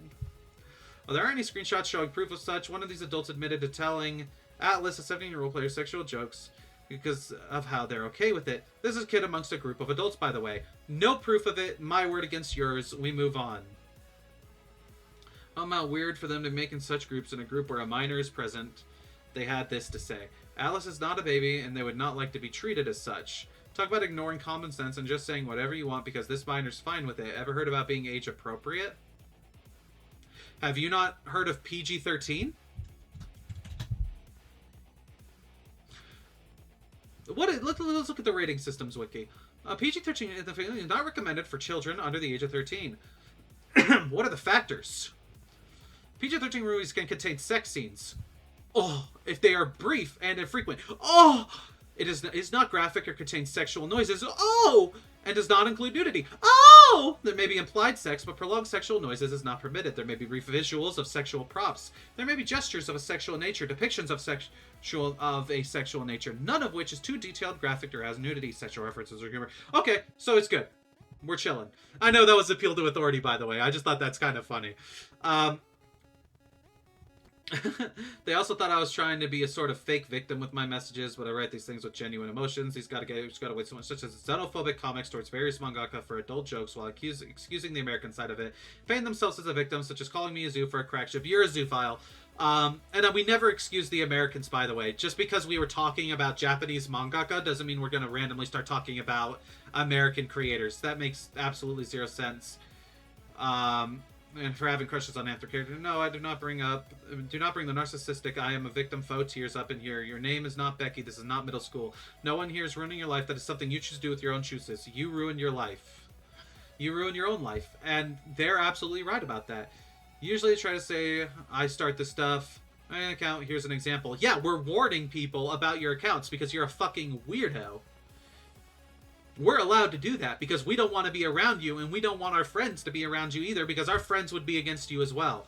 That's not the same as you constantly attacking us. We don't even attack you. We're just like, hey, you should be aware of this person. And we make them aware of you. No one is out. Always issued a gift from a smut artist, Deeves, to mock me, but Deeves made a smut video that included Mousley Graham, a character they used to call me a zoophile, a character I have a crush on. They tried to use an artist who drew smut of a character I have a crush on to prove that it's fine, to paint me as someone bad. No, I didn't. I said otaku hating, and I'm literally just this. And do you know what that is? Sure, it's a Deeves animation. Okay. I don't know who Deeves is. I'm not a gooner like you. What I do know is that's Ken Ashcorp. That's Ken Ashcorp. That's his avatar, Kenny. A musical artist that I like, and Deeves made art of Kenny. Like, I looked up, watch, Ken Ashcorp GIF. Look, it's right there! That's the same thing! That's the same one I used! So this group not only endorses xenophobia towards Japanese creators due to some adult jokes, disproved that, some importes, disproved that, while not batting an eye at media from other countries that do similar things, never did that. Glazed over jokes about sexualizing fictional children or just making sexual jokes on the same accounts where they have underage music, debunk that. I want you to know, whatever. You want to fuck animals? Again, no proof of this. So you guys aren't as innocent you guys make yourself out to be. Even my friend, whom I told them about the controversy, had this to say about their ideals. Also to other people, and they had this to say. Appeal to popularity. I find this funny. This is the one. Kai. Oasis is Watamote. Not popular is their handle. They blocked Kai, then falsely accused me of sexualizing a minor. As I said before, giant misunderstanding. That was 5 months ago. For real, Oasis was the one who did that. Spread the word. Kai said it was a misunderstanding. And if you go into my doc, if you had even bothered to try and read it, I talked to Kai. First off, and here's where you bring it. You brought up Kai in here too. First off, I apologize to Kai, and we're on good terms over what happened. Kai even told you it was a misunderstanding. Too early of a celebration, man. I'm chill. Kai can be if you are. First of all, I am that Oasis. Secondly, allow me to say I'm sorry. A while back, I realized I gravely misunderstood what you said to me regarding the Tomoko situation. Instead of talking to you, I jumped the gun on that. That was shitty, and I'm glad that you're still around. Anyways, I just want to get that off my chest. You can go ahead and block me, and have a great night, I hope. I hope you're making amends with the beef around you. Scars like that cut deeper than you know, but I'm compassionate. Maybe a little too much at times. Maybe we can start over with Jax. I'm not making amends with many people. I believe it's not my place to seek forgiveness. It wouldn't be fair of me to insert myself back into life of someone I've hurt just to make amends, to make myself feel better. That's not respectful of them or their autonomy. I've made amends with a few people like JJ, but otherwise I'm just living my life here. If you're willing to start over, I'd be happy to accept, even if I don't deserve it. I know people can change and grow with time as long as you're putting the effort for good. I'll work with you. As up, Kai can be as just as much an actual as Jax. Don't be surprised if I have her cuss up a storm and threaten him with violence. That's just her lifestyle. I cannot wait to see how they interact personally. Also, point 3 all over again. See, Otaku, this is the shit you do. Your arguments hold no weight. They're shit, fallacious, and idiotic. You couldn't make a good point if Demosthenes helped you. So, debunked. And then just, again, it's more appeal to popularities. Randomly talking about burnt furs. Harassing you over a joke. And then you're going to disgust. And then you're blatantly lying to your friends. I swear these guys are snakes. Thank you. It's so funny that these guys think that this is zoophilia with the stuff I do with Rambly. A consenting raccoon is the same as someone like Shane Dawson in their eyes. Hey, they're being led by someone who used an underage muse on an account to post an FSW and followed minors on the same account. It's just more bullshit. Blatant bullshit. I also learned that my behaviors during this time, such as hyper-vigilantism, and I've said some things that may have been interpreted wrong. Yeah, Keyless and Omega and the others are pretty much scumbags with what I've shown. There's no justification for their behaviors. I may have gone away with me saying I wouldn't talk about them anymore, but those pics from Twitter that a friend of mine sent me reawaken this. I want to prove that these guys aren't who they say they are. Also, I've got the proof right here. They'll do anything to make sure they're saints while damning others to do more, and they're still around. Maybe not on Blue Sky, but on Discord too. If you want, please spread the message. A little message for Key. You guys are creepy fuckheads with skeletons in your closet. I'd love to see you guys debunk all of this, from how you guys cast the first stone I'm claiming I'm problematic when I'm just minding my own business, to blurring the lines between cute and suggestive when it comes to making teen romances, posting NSFW jokes on the same accounts where you interact with miters, and many other things. And then it's Team 4 Stars, Perfect Cell sings My Way. That's cool.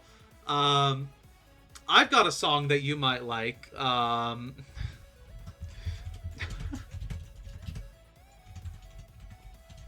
For you as well, my friend, that actually fits for you. Let me pause this real quick. I've got your theme song.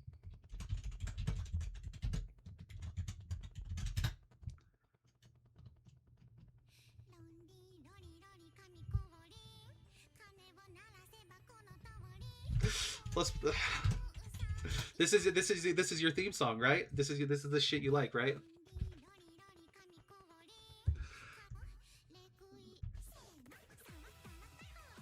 If you touch her, you get arrested. But you'll still do it anyways, won't you, huh? You're a freak. You're a freak. Fuck you. Go to hell. I see you. You know I'm looking at this. I see you, motherfucker. I see you. You're editing. You're editing. I see you editing. You're editing. Oh my god, I can't believe it. This is straight. I did it. I did it. This is straight from the whole fucking Kingsman situation. I caught him editing the post. I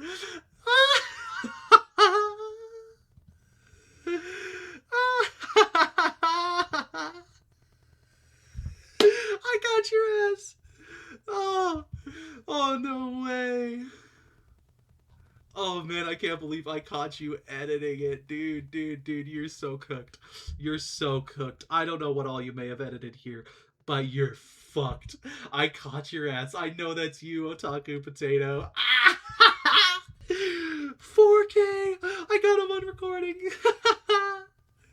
Alright, well that's all I have to say about this fucking loser. I'll debunk everything. Again, he's just a blatant loser. He makes up lies. He appeals to popularity. He's not willing to listen. He's not willing to admit he's wrong, despite the fact that we have proof, and what he has are fans saying we're wrong. We can get a direct statement from the author of this stuff. We could have Akira Toriyama admitting he's a pedophile. We could have the creator of Blaze Blue or whoever they are admitting or saying that Taukaka is a child. He wouldn't believe it because some guy on a wiki page said Taukaka is an adult, right? So that's the kind of person Otaku is. I just thought I'd make this because it is funny as fuck. All right, thank you for watching. Peace out.